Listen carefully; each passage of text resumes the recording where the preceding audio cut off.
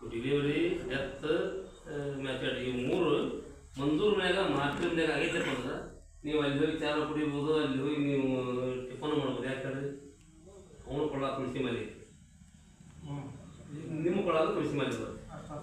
ತುಳಸಿ ಮಾಲಿ ಇರೋದು ನಮ್ಗೆ ಒಂದ ಮನಿ ಯಾರು ತುಳಸಿ ಮಾಲೆ ಯಾರು ಹಾಕಿರ್ತಾರಲ್ಲ ಅವ್ರ ಮನೆ ಹೊಲಿಯಲ್ಲ, ಅದು ನಮ್ಮ ಮನಿನ, ಅದು ನಮಗೆ ಹೊಲಿಯಲ್ಲ. ಆದರೆ ಎಂಥಲ್ಲಿ ಹೊಲಿ ಹಾಕಪ್ಪ ಅಂದ್ರೆ ಸ್ವತಃ ನಮ್ಮ ಅಣ್ತಮ್ಮಗಳಪ್ಪ ಒಡ ಹುಟ್ಟಿದವರು ಬೇರೆ ಮನೆಯಾಗ ಅದಾವ ಅಂದ್ರೆ ಅದು ಹೊಲಿಯ ಅಲ್ಲಿ ನಡೆಯಂಗಿಲ್ಲ. ಅಲ್ಲಿ ನಿಮ್ಮ ತಮ್ಮ ಮನೆನ ಹಾಕಿರ್ಬೇಕು, ಹಂಗಾರೆ ಉಣ್ಣಾಕೈತಿ.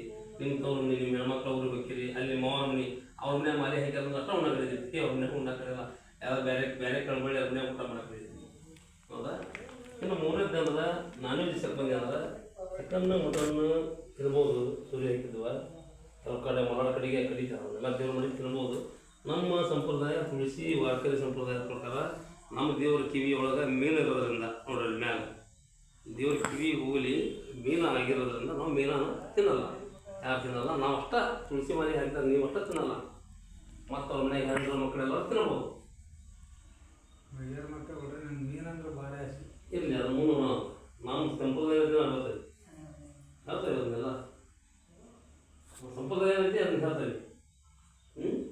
ನಾವು ಇದ್ದಿದ್ದಾಗ ಹೇಳ್ಬೇಕಾ, ಮುಂದೆ ಅದನ್ನು ಚೇಂಜ್ ಮಾಡ್ಕೊಳ ನೀವು ಮಾಡ್ಕೊಂತೀರಿ. ನಾವು ಬದಲಾವಣೆ ಆದ್ಮೇಲೆ ತಪ್ಪು ಮಾಡಪ್ಪ ಪಾಂಡುರಂಗ ನೀವು ನಿಮ್ಗೆ ಭಗವಂತ ಬಿಟ್ಟಿರ್ತದೆ.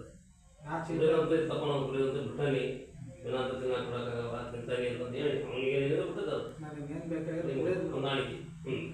ಅದು ಬಿಡೋದ ಈಗ, ಅದನ್ನ ಬಿಡೋಕೆ ಬಿಟ್ಟಿದೆ. ಅದನ್ನ ಬಿಡಲಿಲ್ಲ ಜೀವನ ಮಾಡಬೇಕು. ಸತ್ಯ ಸಿದ್ಧಿಕಾಂಬರ ಕಡಾಕ ಅಷ್ಟು ಮಂದಿ ವಾರ ಒಬ್ಬ ಸತ್ತಲ್ಲಿ ಗುಡಿ ಮಠ ಯಾರು ಕೇಳಕ್ಕೆ ಬಂದಲ್ಲ, ನಮ್ಮ ಯಾಕೆ ಬಂದಲ್ಲ. ಜೀವ ಕುಡಿಯೋದು ಬಿಟ್ಟೆ ಅಂದ್ರೆ ಜೀವ ಉಳಿತೈತಿ, ಕುಡಿದ್ರೆ ಯಾವಾಗ ಕಾಣಕ್ಕೆ ಸಾಯ್ತೀರಿ. ಹಂಗ ಫಾರ್ ಎಕ್ಸಾಂಪಲ್ ನೀವು ಹಿಂಗ 24 ತಾಸು ಕೊಡ್ಕೊಂತ ಇದ್ದೀರಿ ಅನುಭವ ಆಗೈತ್ರೆ. ಅಲ್ರಿ ಒಂದು ಮಾತಾಡ್ತಾನೆ, ಇನ್ನೂ ಒಂದು 15-20 ದಿನ ಕುಡಿದ್ರೆ ನಾ ಇರೋಲ್ಲ. ಈಗ ನಾ ಹೇಳ್ಬಿಡಿ ಹಿಂಗ 24 ತಾಸು ಕಂಟಿನ್ಯೂ ಕುಡಿದಿರಿ ಅಂದ್ರೆ ಇನ್ನೂ 2-3 ವರ್ಷ ನೀವು ಸಾಯಲ್ಲ. ಮಾರಿ ಹಾಕಿ ಹೋಗಿ ಕುಡಿದೆ ಅಂದ್ರೆ ಉಳಿಯಲ್ಲ. ಇದು ಸಾಕ್ಷಿ ನಮ್ಮ ರೆಕಾರ್ಡ್ ಆಗುತ್ತೆ.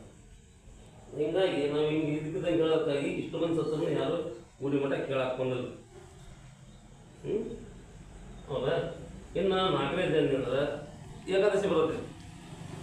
15 ದಿನಕ್ಕೊಂದು ಏಕಾದಶಿ ನಮ್ದು, 15 ದಿನಕ್ಕೊಂಬಿಟ್ಟು ಏಕಾದಶಿ ಕಾಯಂ. ದೇವ್ರ ಮೇಲೆ ಹಚ್ಚಿರ್ತಿದ್ರೆ ಏಕಾದಶಿ ತಪ್ಪದಲ್ಲ. ಇಲ್ಲೇ ಏಕಾದಶಿ ಇನ್ನು ಮುಂದೆ ನಮ್ಗೆ ಐತಿ. ಯಾವಾಗೈತಿ?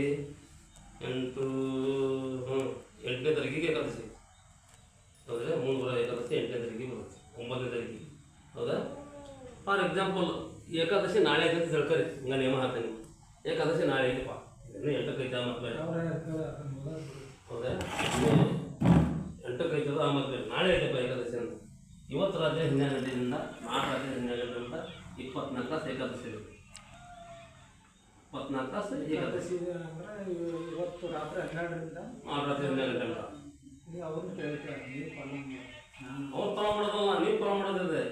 ಅವ್ರಿಗೆ ಏನು ಹೇಳೋದು ನಾವು ಹೇಳಿ ಅಂತ ನಿಮ್ಗೆ ಗೊತ್ತಾಗಿದ್ದು ನಾವು ಗ್ರೂಪ್ ಹೇಗಿರ್ತೀವಿ, ಏನಾದರೂ ಫೋನ್ ನಂಬರ್ ಕೊಟ್ಟಿರ್ತೀವಿ, ಕನೆಕ್ಟ್ ಮಾಡಿ ಕೇಳ್ಬೇಕಂತ.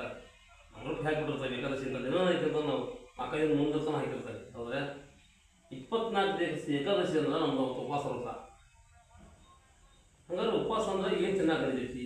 ಪುಟಾಣಿ, ಸಕ್ಕರೆ, ಶೇಂಗಾ ಬೀಜ, ಹಣ್ಣು, ಹಂಪಲ, ಕಾಳು ಮೆಣಸಿನ ಕುಡಿಬೋದು, ಯಾಕೆ ಕುಡಿಬೋದು, ಕಸ ಸ್ವೀಟ್ ಐಟಮ್ ತಿನ್ನಕ್ಕೆ ನಡೀತಿ.